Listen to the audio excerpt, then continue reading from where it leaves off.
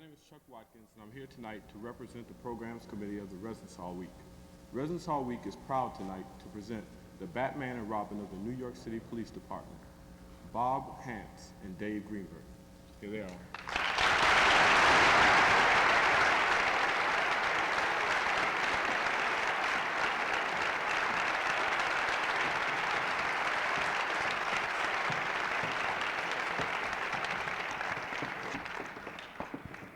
We are going to take the edge of the table without sitting on these.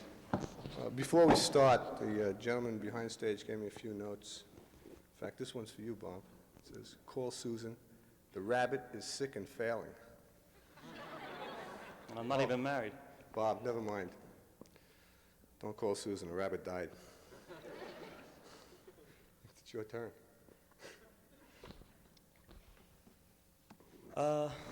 Well, what are we out here for anyway? We're out here to speak to these students and tell them what's really happening, I hope. Well, if you really tell them what's happening like you did on the Johnny Carson show, we're going to wind up in a jackpot. You can't come out here and say that the police commissioner is an intellectual idiot. You know, that's true, really. In fact, I would like to retract part of that statement now. I really would like to retract the word intellectual.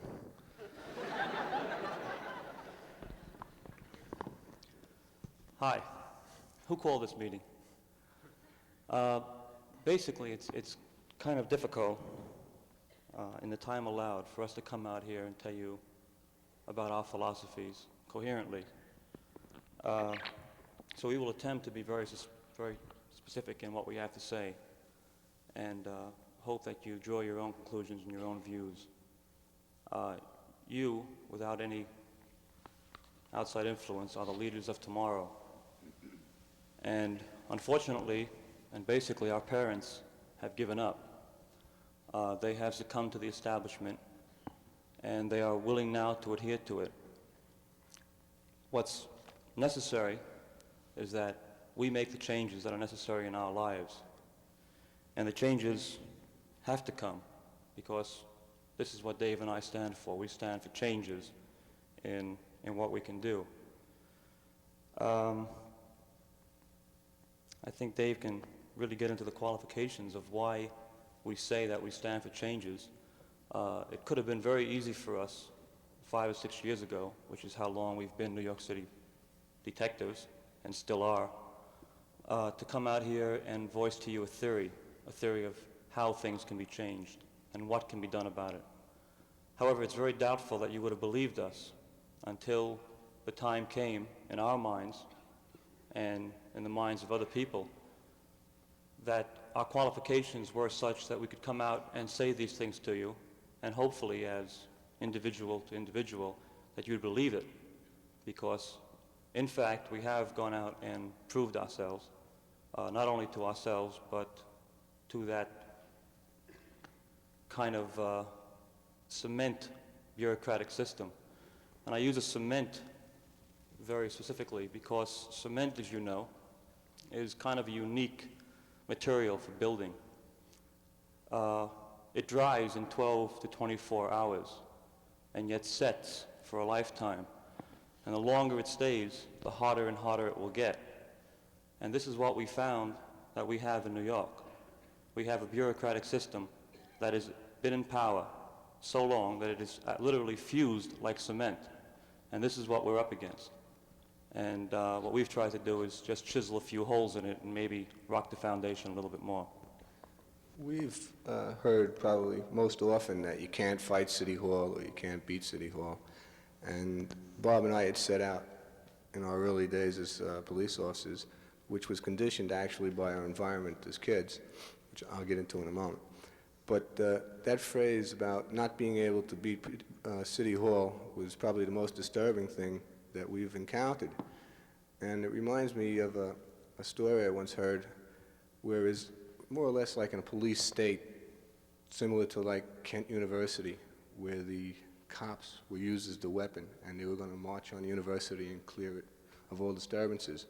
And in this story, this incident that I'm talking about, the people themselves band together, the people who supposedly or theoretically couldn't fight City Hall band together and said they were going to stop that from happening. And in this incident, the cops were mounted men, or it was more or less like an army. They were all on horseback, and they were in great numbers, and they were coming towards this group of people. And what these people did was take these little marbles, this big, and they started throwing them out on the floor. And of course, the horses stepped on the marbles, and they came down, and so did the people on them. So what we're saying is that it's not true that you can't fight the establishment or you can't fight the bureaucracy and you can't beat the system, although there are different methods of doing it, and I'm not speaking of armed revolt or mass demonstrations in which people get hurt. We have a lot of things that Bob and myself have encountered in order to substantiate our way of thinking. When we went into the police academy, we were automatically subjected to a negative conditioning, and that was not to make waves, not to be controversial, and not to get in the way. Don't go out looking for trouble. And the reason for that is that most large police departments are politically motivated.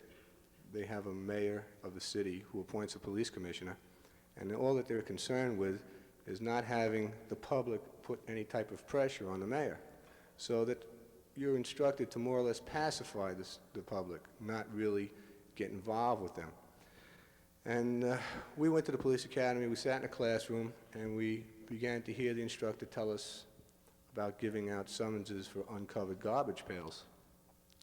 Only the instructor wasn't familiar with my background, and my background was that of being brought up in the ghetto and seeing every third person get a lead pipe put over his head so that some person addicted to heroin could get enough money for a fix. And it sort of annoyed me to be sitting there for 8 hours a day, getting paid $14,000 a year to learn how to give a summons for an uncovered garbage pail. You know, it just didn't work. So I met Bob, and how I met Bob was in the police academy when, typical of New York's police department, they asked us all to line up in the gymnasium to take the oath, and they wanted the tall guys in the front. You know, only in New York can they do that. And I wasn't about to get in the back of the line, although I wasn't the tallest. So of course I went up to the front of the line and I got up on my toes. And I began to look around, and then I looked to my right, and I saw this nut standing on his toes. So I couldn't see from back there. we became partners, and that was 6 years ago. And together we've been fighting the system pretty effectively. We haven't won hands down, but we've became pretty notorious for being anti-establishment. The first thing we did was say, well, let everybody else sit in the classroom. We're going out to enforce the law. Now, mind you, we've never arrested anyone for smoking or possessing grass. I mean, that's it. As far as I'm concerned, I've never heard of anyone beating somebody else in the head to get the money to buy grass. We concerned ourselves with heroin because that's responsible for 85% of the violent crimes in the country. And being two wise guys, really not knowing anything about anything, we went out to an area in Coney Island where I was brought up, and we came across a guy that I had known previously, and I had known he was an addict, and I knew he was selling drugs, or he could put me in touch with somebody who was. And I said, listen, man, me and my friend here, you know, we're hooked on stuff, which means we're addicted, and our connection was just busted, so we're looking for another fix. And he said, well, what are you guys doing? Now, we were dressed up in Texaco gasoline attendant uniforms, right? Typical of a cop. And the dude says, like, you know, what are you guys into? And I said, well, we're mechanics, you know, we're working in the gas station. And Bob's there with his long, highly glossed, polished fingernails. And the guy looks up and says, man, that dude ain't no mechanic. And I said, well, you know, we just got out of the joint, which is the jail.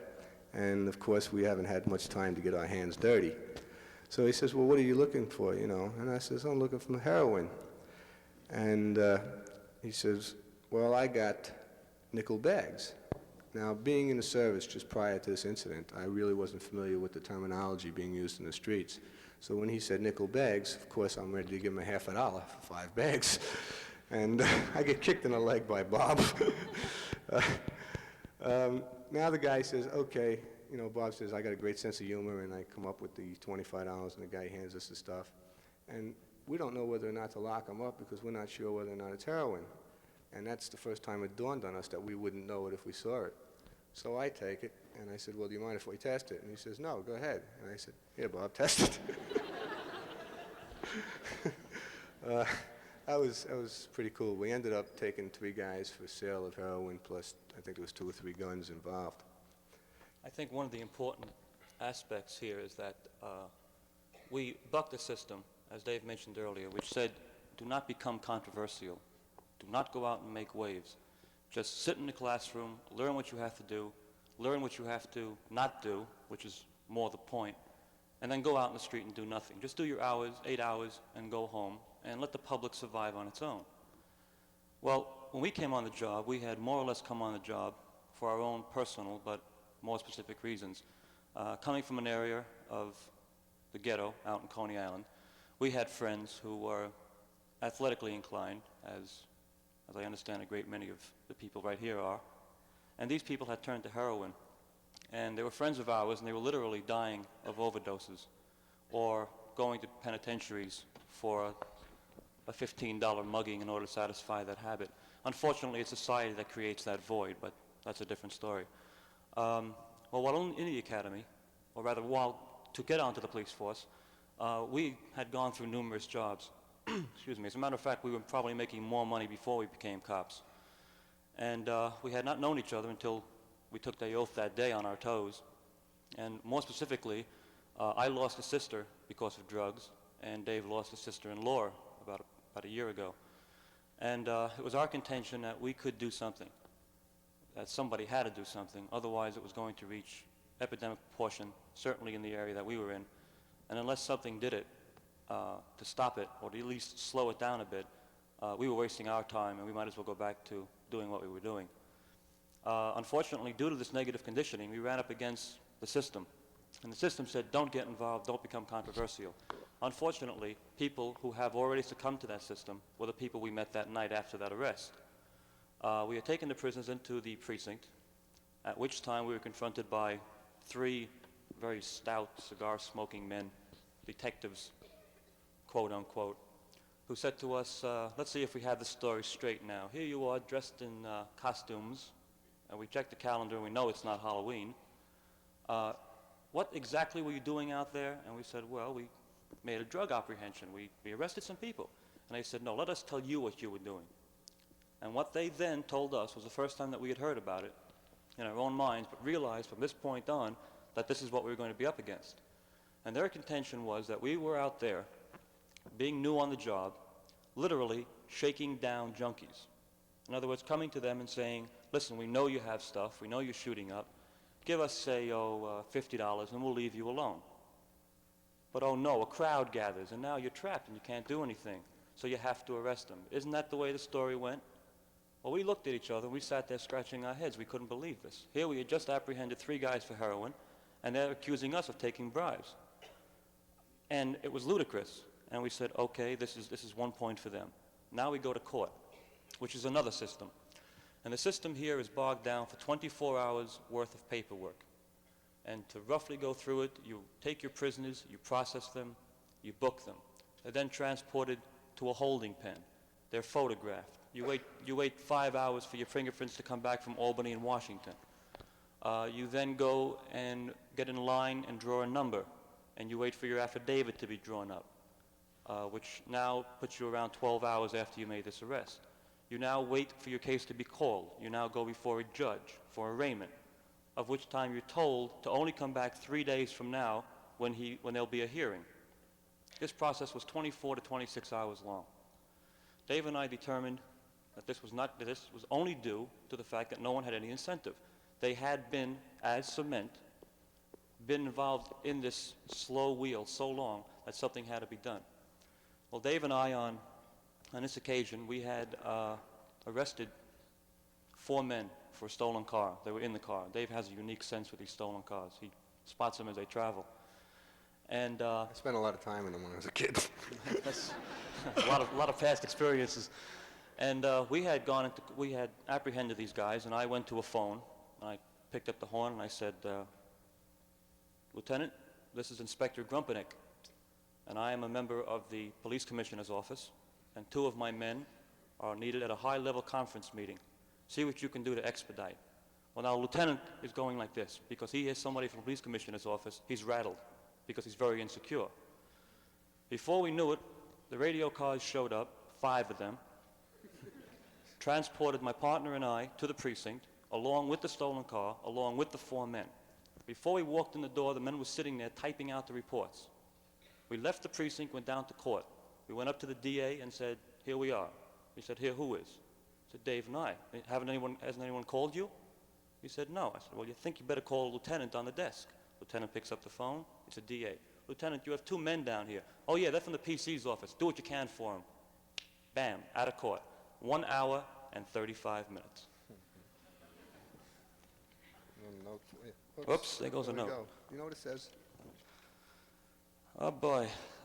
Dave Greenberg and Bob Hantz, you are invited to a striking party at the University of Missouri. Please be prompt. Bob, that says streaking party. Oh, no wonder it says don't come as you are. What's this card say? Oh, it says what has to be changed. I guess that means what has to be changed in the police department. Even that on my clothes. Well, I'd say we should change that title to what has to be eliminated. The commissioner and all his men, right? Anyway, one thing that should be taken out of most police departments is corruption. Everybody's heard the word corruption, right? Bob and I have been accused of it every 3rd day, but not by the public, just by the system. The system itself is corrupt. That's what we try to tell people. In New York City, starting salary for a police officer is $14,000 a year. Bob and I are now detectives, and we're getting, I think, about $16,500 a year.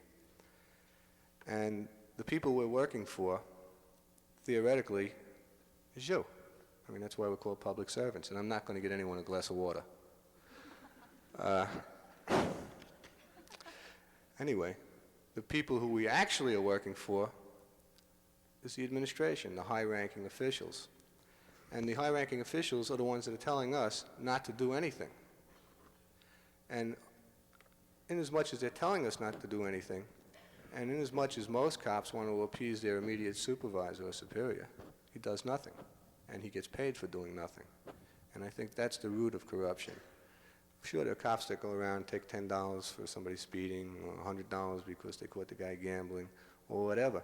But you know, many a time Bob and myself sat back and said, well, what are we doing? I mean, why are we fighting so hard?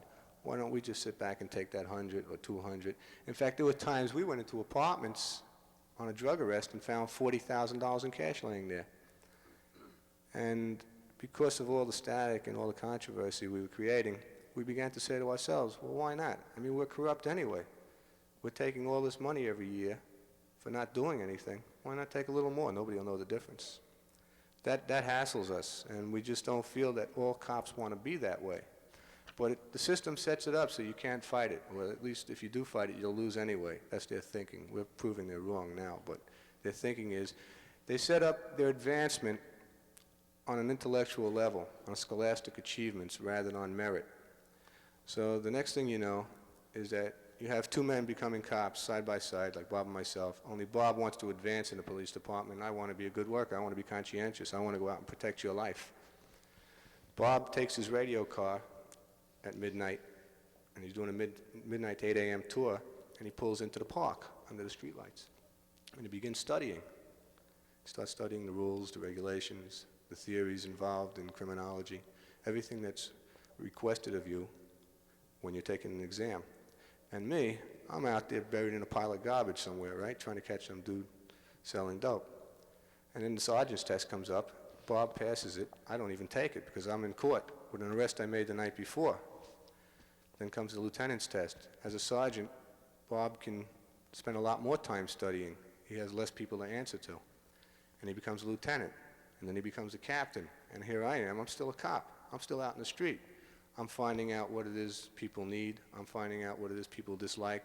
I'm finding out what it is to see people get shot, stabbed, mugged, raped. I mean, that's what I'm doing. He's become a deputy inspector now.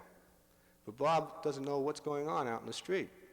And yet, he is now in the position to tell other men like myself how to react in the street. How can you do that? It's not possible. So now you're involved in a hypocrisy that's unbelievable. And as a cop that's out there working, you're saying, it just can't be done. And now you go to the books, and you start stealing time so you can study. And that's the way the whole system is, and that's what we're trying to change. I think also an important point is the total pacification. It's our impression that the public is literally, and without even stipulating, the public is duped. They are so duped into believing that there is no crime in the streets. They are so duped into believing, for example, the New York Times came out with an amazing fact. 40% of the crime in New York is down, except they fail to tell you that they're talking about stagecoach robberies and cattle rustling.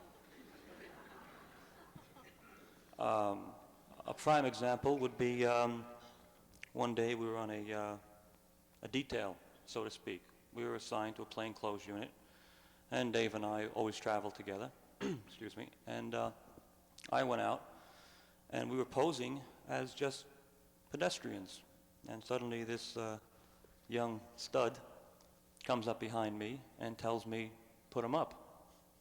And I said, put what up? You know, my hands, I said to myself, I'm a cop. He can't tell me to put my hands up. Who is this guy? He just left this one part out. I had left him to go around the corner and buy a pack of cigarettes. Now, this is in Bedford-Stuyvesant. It's a predominantly black area, probably noted to be one of the highest crime areas in the country. And, the streets belong to the people, whether you like it or not. So I went around the corner to buy cigarettes, and I take $1 out of my pocket just before I'm ready to walk into this candy store. And sitting in the candy store at one of the tables is this black guy who's got a pencil and a pad. And he happens to be taking numbers. That's policy gambling. And I began to walk to the counter, at which time this man stuck his hand out, grabbed $1 from me, and said, what number do you want? And I said, well, actually, I just want a pack of cigarettes. He said, stop wasting my time. What number do you want? And I said, mister, I'm a police officer. That's all I want is a pack of cigarettes. He says, what number do you want? And I said, listen, I'm sorry, sir. I said, but I'm going to have to arrest you. And I take my badge, and I lay it down on the table. The guy picks up the badge, throws it on the floor, and says, what number do you want? Finally, after 20 minutes, I convinced him that he was locked up. I called for assistance in order to have him transported to the precinct because I had to go back and get Bob. Of course, I come walking around the corner, and there's Bob with his hands up. Well, people in Bedford-Stuyvesant like to play around a lot. We have a lot of friends there. Even though we're white, we worked hard there. We earned a lot of respect. A lot of people trust us. And we have probably the biggest communication network in Bedford-Stuyvesant, or the jungle as it's called, than any other cop in the city. And they're called informants. But more than informants, they're people. And when they become our informants, they're not doing it so they can get away with something. They're doing it because now they've turned and gone on the other side.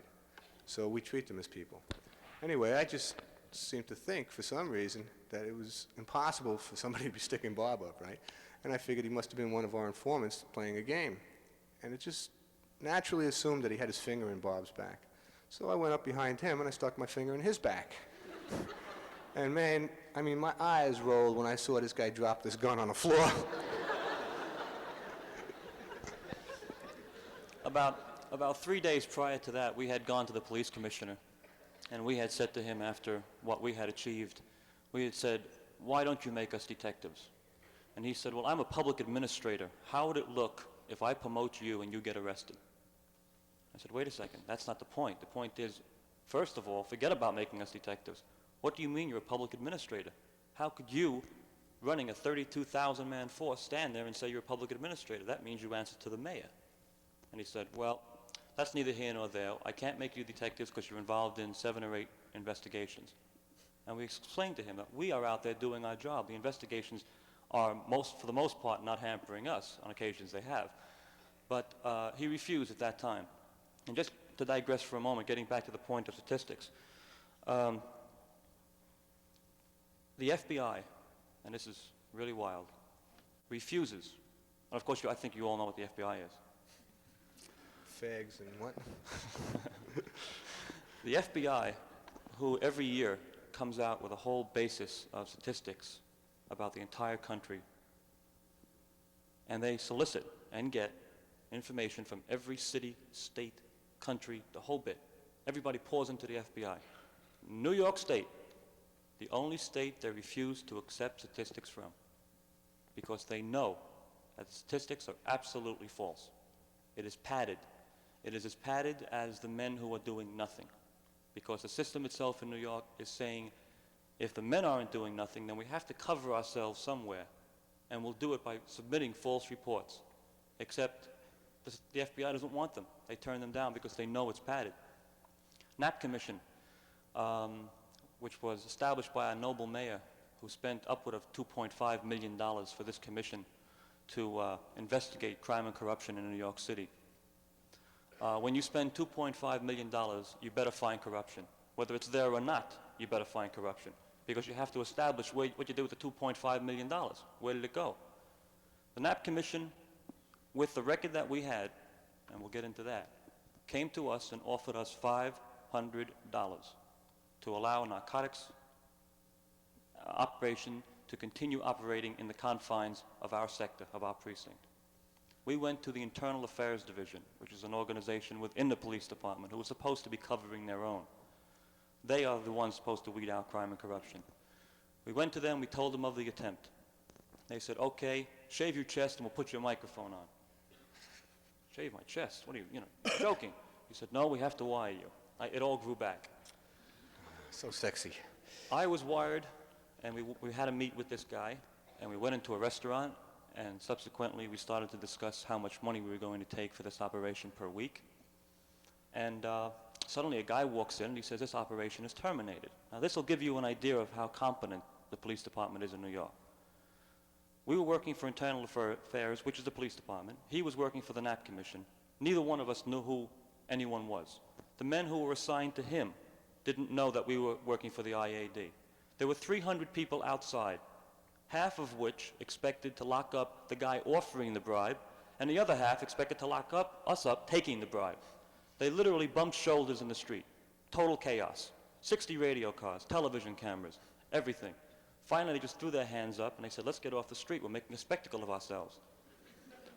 They all went back to the precinct, at which time Dave and I felt that it was necessary to lock up the chief prosecutor, Michael Armstrong, who now, after spending 8 months arresting and trying to arrest cops, is now the district attorney in the county of Bronx in New York. Ludicrous. How could you possibly expect cops to work for a man who's been trying to hunt them on a witch hunt for the last 8 months? But this is just an idea of where we are and what we have succumbed to. We have survived 57 federal investigations. We have been called overzealous by the FBI because we broke up one of their rings that they spent 4 months trying to apprehend. We got them in less than 25 minutes. It's because you look like a junkie. They couldn't get them with a pack of Marlboro. We got them with a half a pound of heroin. So they wrote a letter that we were overzealous. Of course, we made them look bad. What is it? FBI. Okay, there's a note for you. Another note. Joan, I think this is Atwell, please call your gynecologist. What? Oh, poor Joan. Okay, moving right along. Joan Atwell, stand up. Do I sound frustrated? I'm not. Okay, frustrations, nice topic. Cops are very, very frustrated people. They can't win.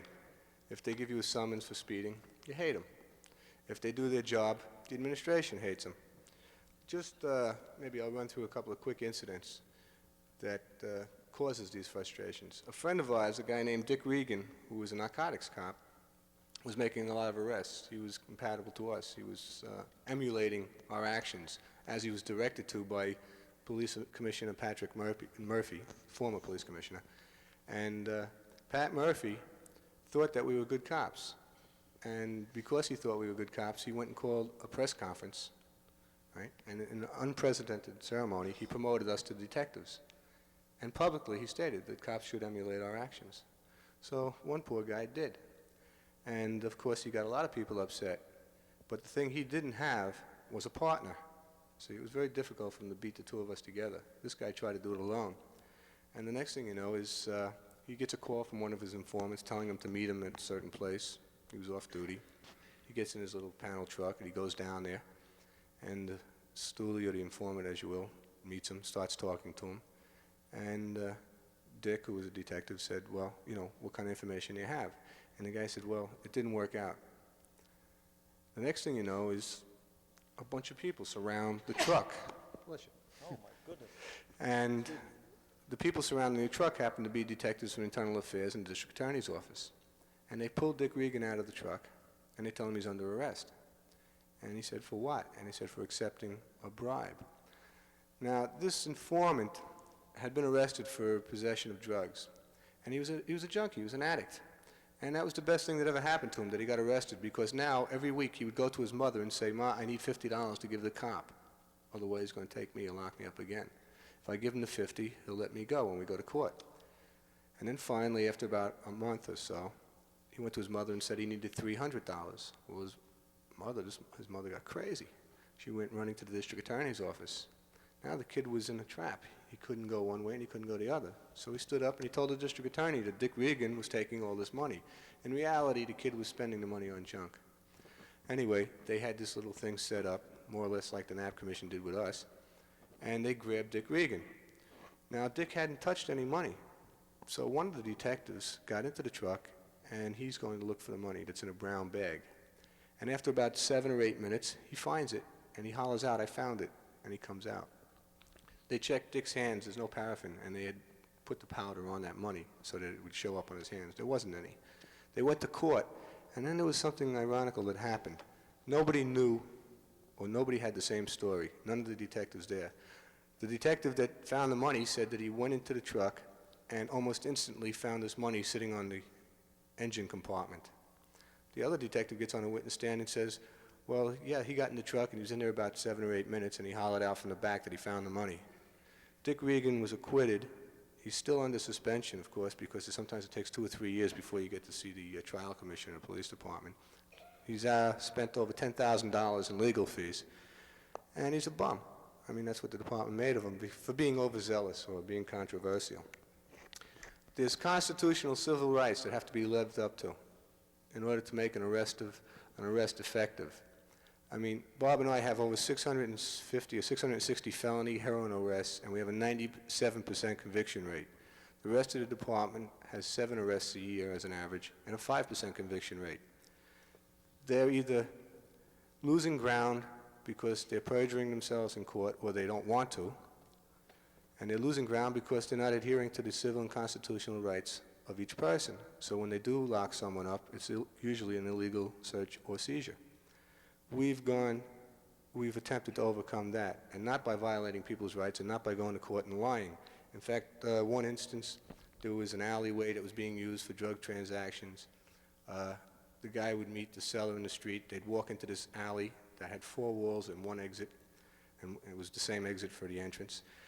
And in this alley, there was 17, 18 feet of garbage, and that's because everybody in that area throws their garbage out the window. The elevator doesn't work, so they're not going to carry it down the stairs.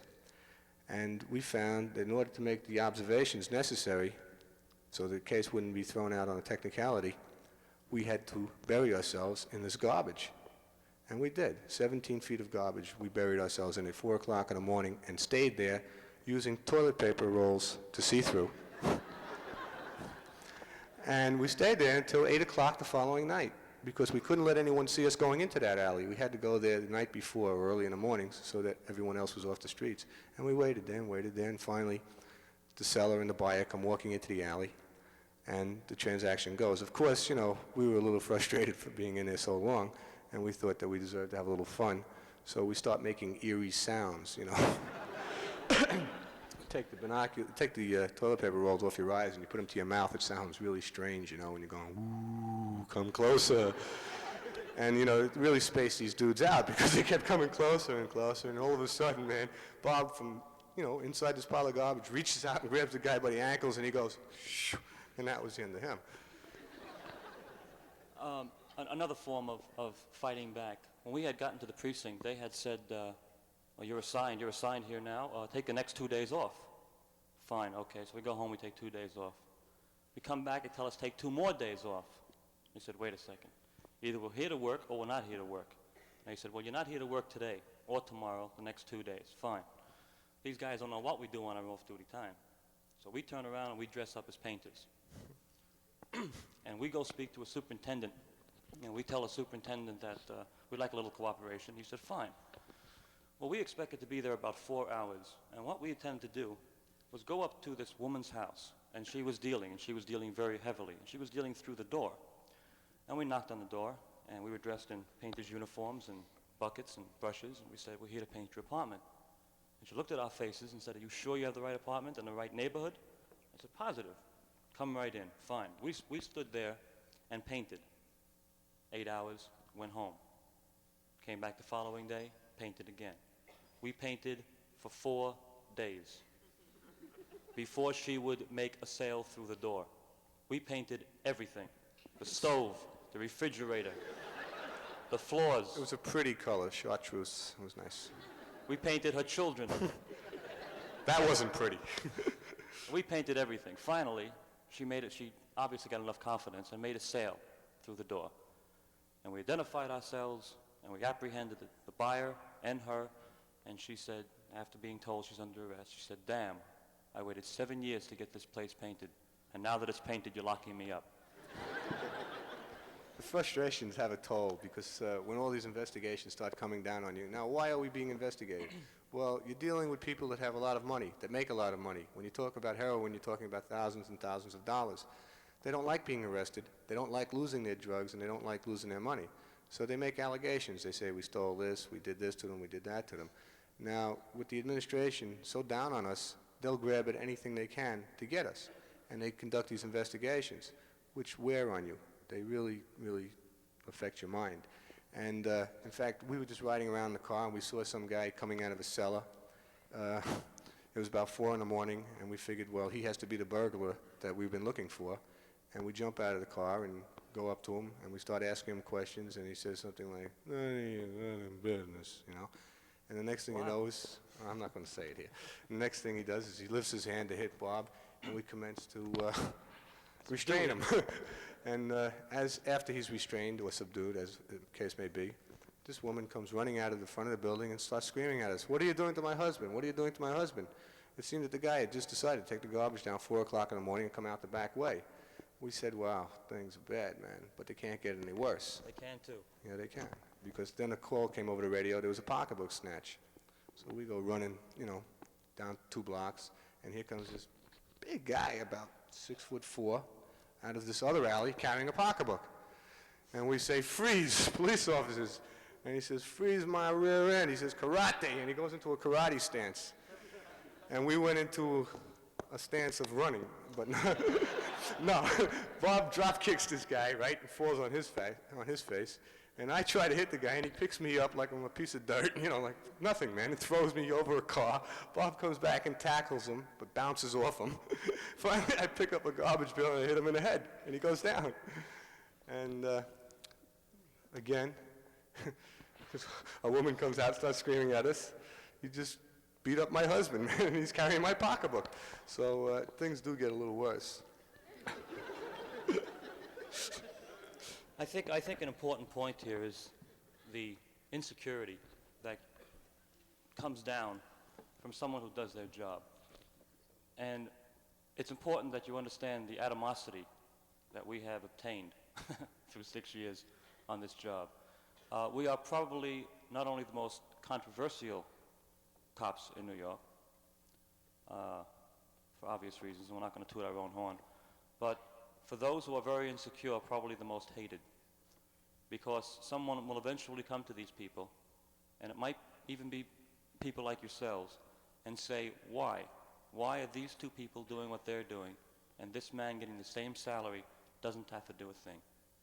And although we're frustrated, there are points of fighting back, and we never want to leave you with the idea that our hands are up and there's nothing we can do.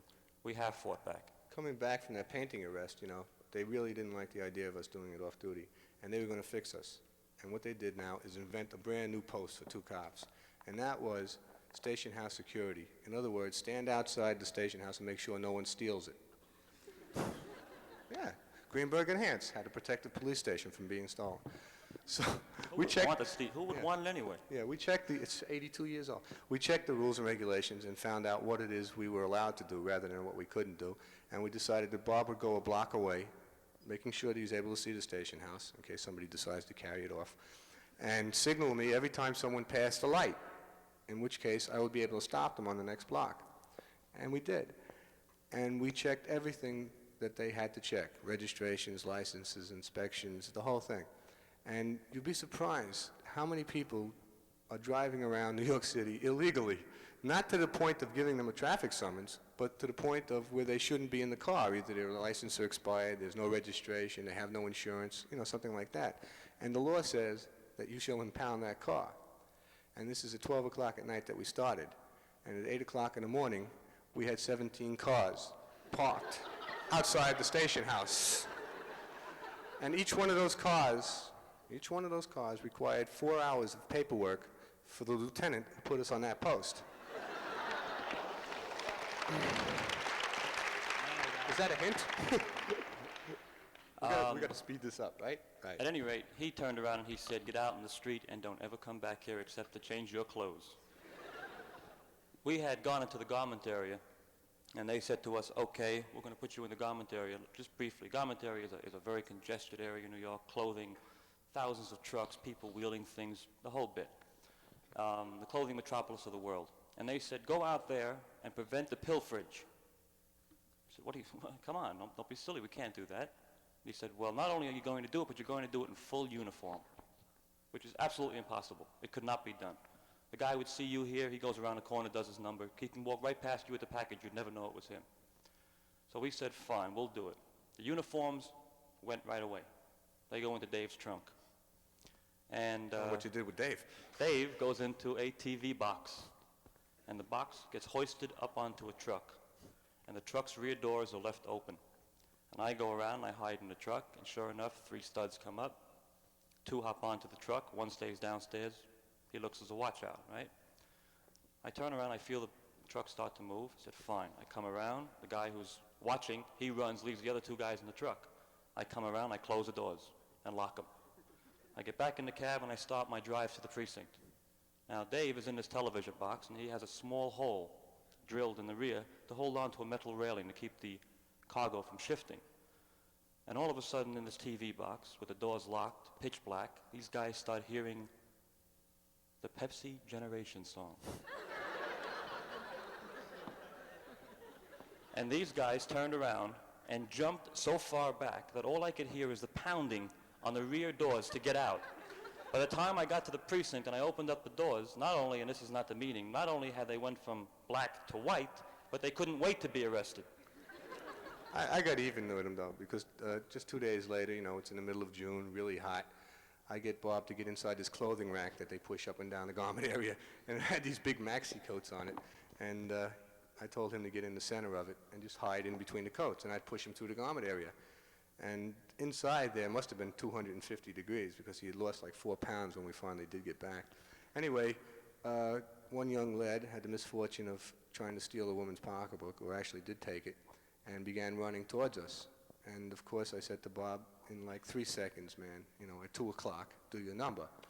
And this guy kept running, and he kept running, and he kept running, and he got just alongside this clothing rack, and they felt I'm just a garment worker. And I said, now, and a hand comes out and pulls this guy into the clothing rack, and I walk him into the precinct. I think it's time that, I know there'll probably be a few questions, so we'll just try and shorten this up a little bit. You people can help us. I mean, that's not us particularly, but all cops. I know that everybody in their younger days have ideals they'd like to see police officers live up to. And take my word for it.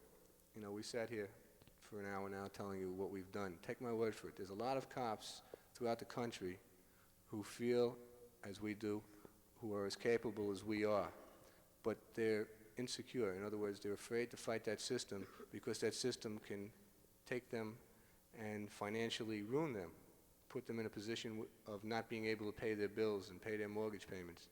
And the establishment itself has said that if you do as we say, then everything is fine. You can retire at half pay in 20 years or whatever it is in any city. So it's up to the younger generation, the people coming up, to start questioning that. And we've found, different methods effective.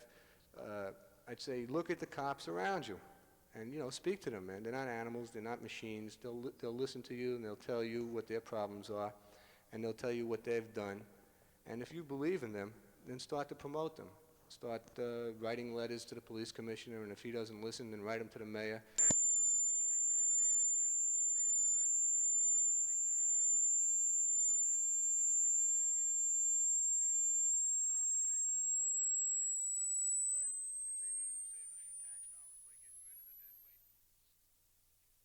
Just in Bedford-Stuyvesant alone,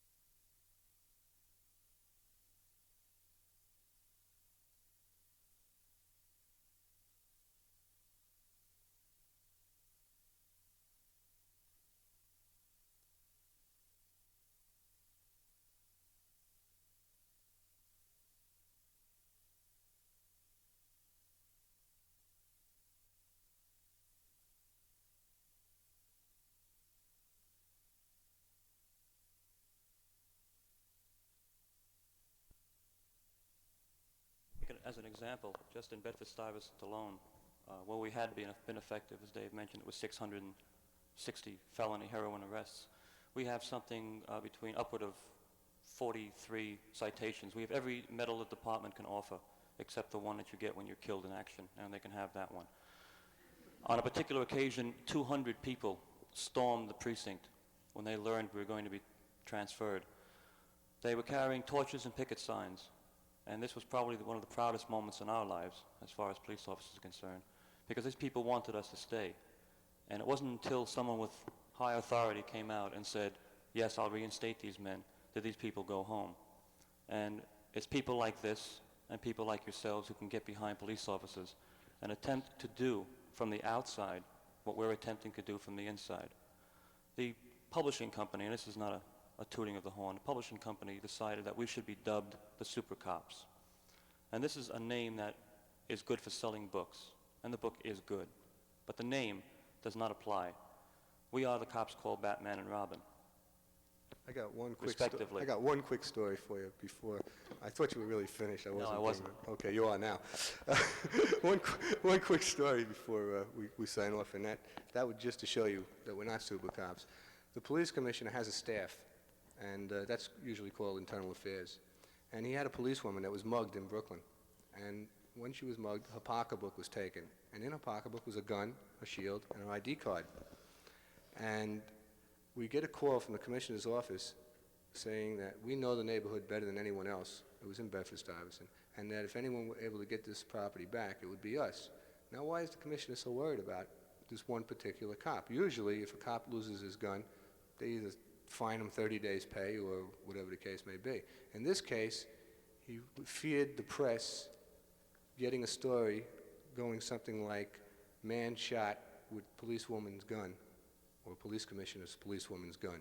He sweated that out.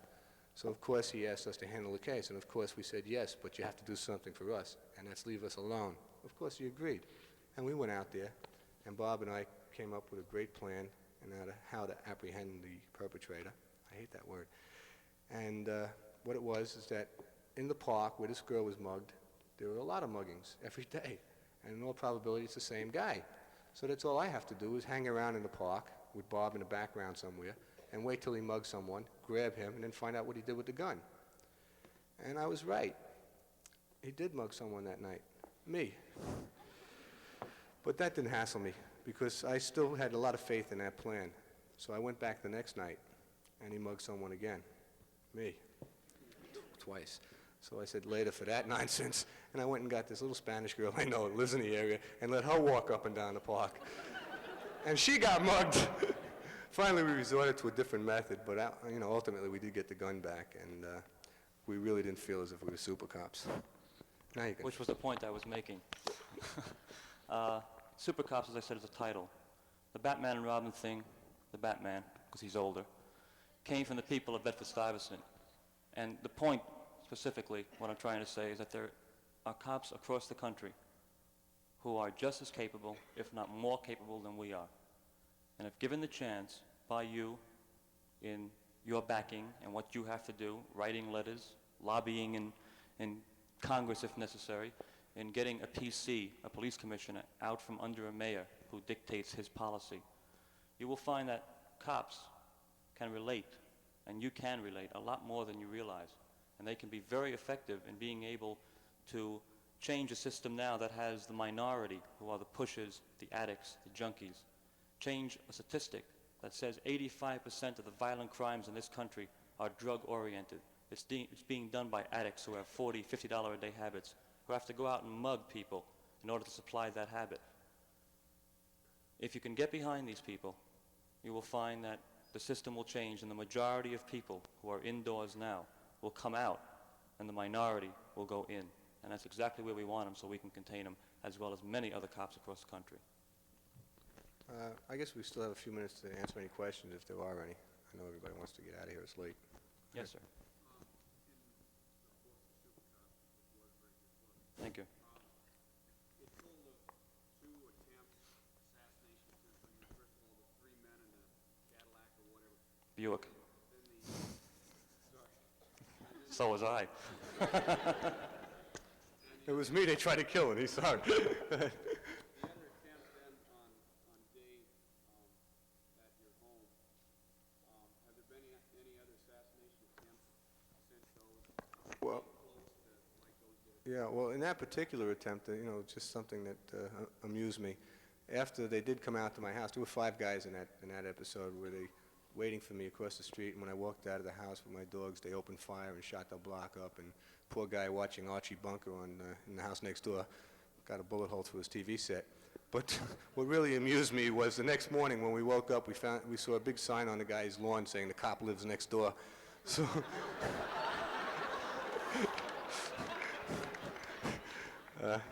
yeah, we've run into it a few times. 6 times. Who's counting? But, I am. Hey, listen, man, that's an occupational hazard. What can I tell you? Go ahead, sir.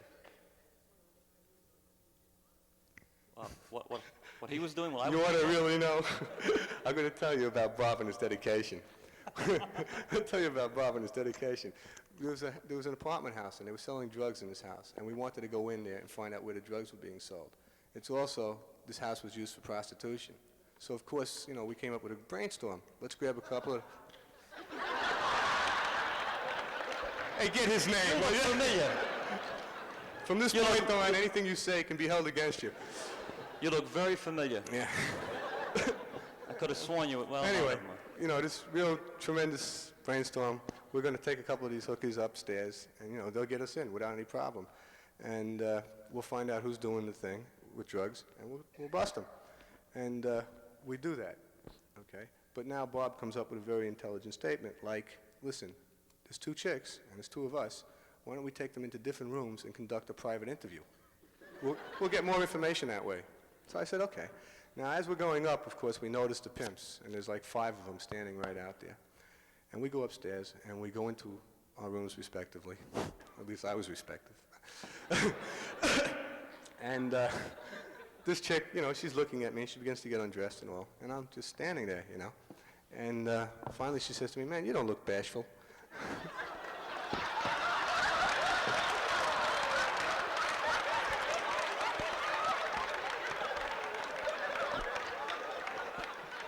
Well, at least the size is right. Touche. Anyway, I said, "No, I'm not really bashful or anything like that." I said, "But the truth of the matter is, honey, is I'm a cop, and I'm really not looking to, lock you up for prostitution. I'm into finding out who's doing drugs." And the chick looks at me, man, and she just starts staring at me and starts backing up. And all of a sudden, she hits the door and opens it and begins screaming like a maniac. And the first thing I thought of were these 5 big, bad pimps outside. And each one of them, I would swear to, had a gun. And I said, 5 against 1 does not work. So I exit stage left. And as I get into the hallway, I said, "Wait a minute, Bob, where the hell is he?" And the door opens, and out comes running Bob. Only he was buttoning his shirt and his pants at the time. But he says he's more dedicated than I am. But I also got the information I needed. And he went to the doctor with it. You should have seen the bill I got. Anyone else? How'd we get out of there anyway?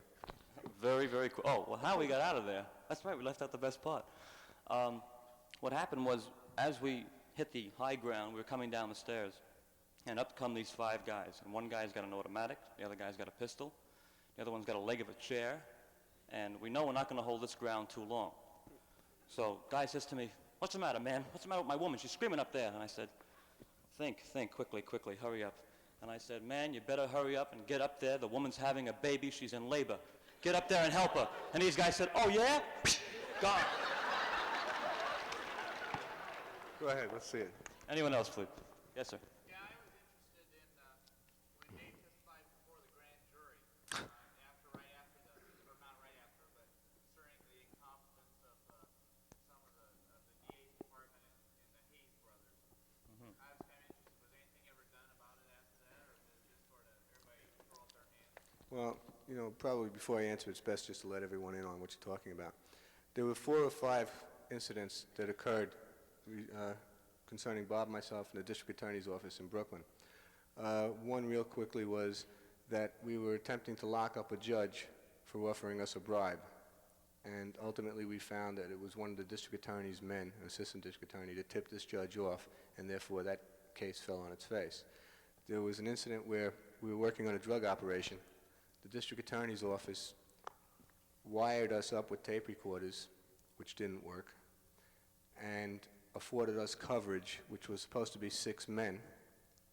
And I ended up getting into a car with 2 other men who were the drug distributors, at which time we went for a ride to make a big pickup, from an importer, and after which they discovered that I wasn't a crooked cop. See, they had known I was a cop. I was just supposedly or theoretically on the payroll.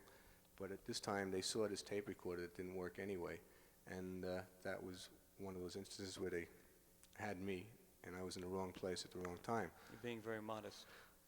One put a knife to his throat, the other put a gun to his ribs. And they were literally going to make him dig his own grave out by this resort. And only due to the incompetence of these men were it necessary to kill 2 people. And we have felt that we have been paid assassins ever since. Now an answer to the grand jury question. Well, okay, but ultimately Bob was able to get me out of that because he followed, even though all 6 men who were supposed to be following us from the DA's office never showed up. In fact, one had a dentist appointment and another one had tickets to a Broadway show or something. But Bob was able to stay with them, and ultimately he was able to come upon them before they shot me, and we ended up shooting and killing both of them. Anyway, finally, I was not allowed to go before a grand jury on that, which was something unique, because any time a cop is involved in a shooting, you're brought before the grand jury, and it's either classified as justifiable homicide or murder.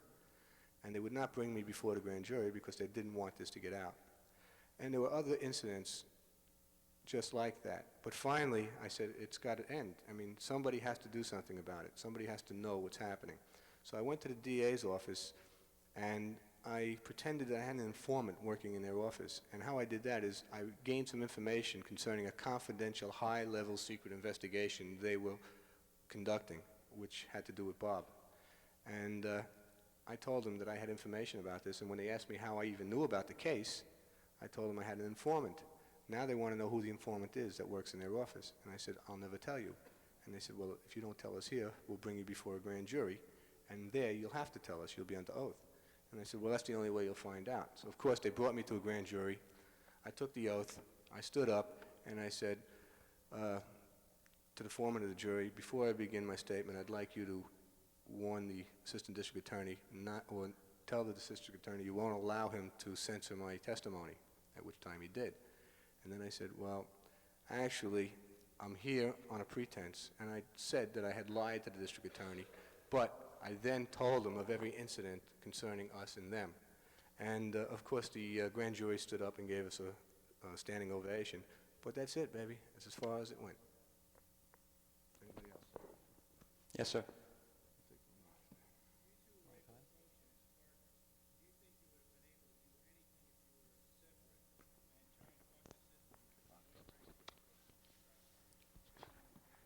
Let's put it this way. First of all, we are no longer working together. The system has placed Dave in the Bronx Zoo and me in Prospect Park. He is watching the gorillas and the monkeys. I am watching the antelope. This is their idea. This is one way of their way of fighting back. This is, right here, is our way. We have been told no television appearances, no radio appearances, no campus appearances by any means. We fight back by coming out on television, by making statements, by telling you exactly how it is. And what we've attempted to tell you tonight is exactly how it is. It wouldn't matter if we were split up and we were effective, because if two more men, or one more man is assigned to Dave and one more man to me, as soon as those two men would become confident and effective, they too would be split up.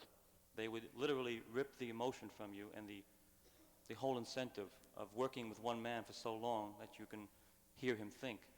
And he's thinking right now that it's time.